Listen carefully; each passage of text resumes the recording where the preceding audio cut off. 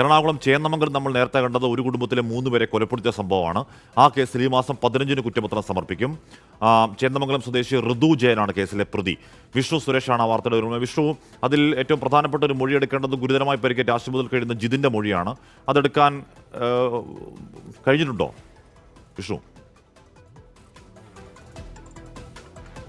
ഹാഷ്മി, ജിതിന്റെ മൊഴിയെടുക്കാൻ ഇതുവരെ സാധിച്ചിട്ടില്ല. കാരണം ജിതിന് ആരോഗ്യനില വീണ്ടെടുത്തെങ്കിലും സംസാരിക്കാൻ പറ്റിയിട്ടില്ല. സെൻസർ സംവിധാനങ്ങളുടെ സഹായത്തോടു കൂടിയാണ് നിലവിൽ ജിതിന്റെ ആരോഗ്യം മുന്നോട്ട് പോകുന്നത്.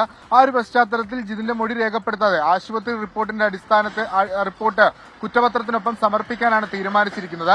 ഈ മാസം 15-ാം തീയതി ആയിരിക്കും പറവൂർ മാജിസ്ട്രേറ്റ് കോടതിയിൽ കുറ്റപത്രം സമർപ്പിക്കുക. അതിൽ ഏറ്റവും പ്രധാനപ്പെട്ട കാര്യം, കഴിഞ്ഞ മാസം 15-ാം തീയതിയാണ് ഈ കൂട്ടക്കൊലപാതകം നടക്കുന്നത്. കൊലപാതകം നടന്ന് 30-ാം ദിവസം കുറ്റപത്രം എന്നുള്ളത് അന്വേഷണ സംഘം നൽകുന്ന ഒരു സൂചനയാണ്. അതായത് പ്രതിക്ക് പരമാവധി ശിക്ഷ ഉറപ്പിക്കാൻ, ഒരു തരത്തിലുള്ള നിയമത്തിന്റെ ആനുകൂല്യങ്ങൾ ലഭ്യമാകാതിരിക്കാൻ കുറ്റപത്രം എത്രയും പെട്ടെന്ന് സമർപ്പിക്കുന്നു എന്നുള്ളതാണ് അന്വേഷണ സംഘം ഇതുവഴി ഉദ്ദേശിക്കുന്നത്. എസ് ജയകൃഷ്ണൻ മുനമ്പം ഡിവൈഎസ്പിയുടെ നേതൃത്വത്തിലായിരുന്നു അന്വേഷണം നടത്തിയത്. പരമാവധി തെളിവുകളൊക്കെ ആ ഘട്ടത്തിൽ തന്നെ ശേഖരിച്ചിരുന്നു. ഒപ്പം മൊഴികൾ രേഖപ്പെടുത്തിയിരുന്നു. ഏറ്റവും നിർണായകമായ മൊഴി ആ വീട്ടിലുണ്ടായിരുന്ന കുട്ടികളുടെ മൊഴിയാണ്.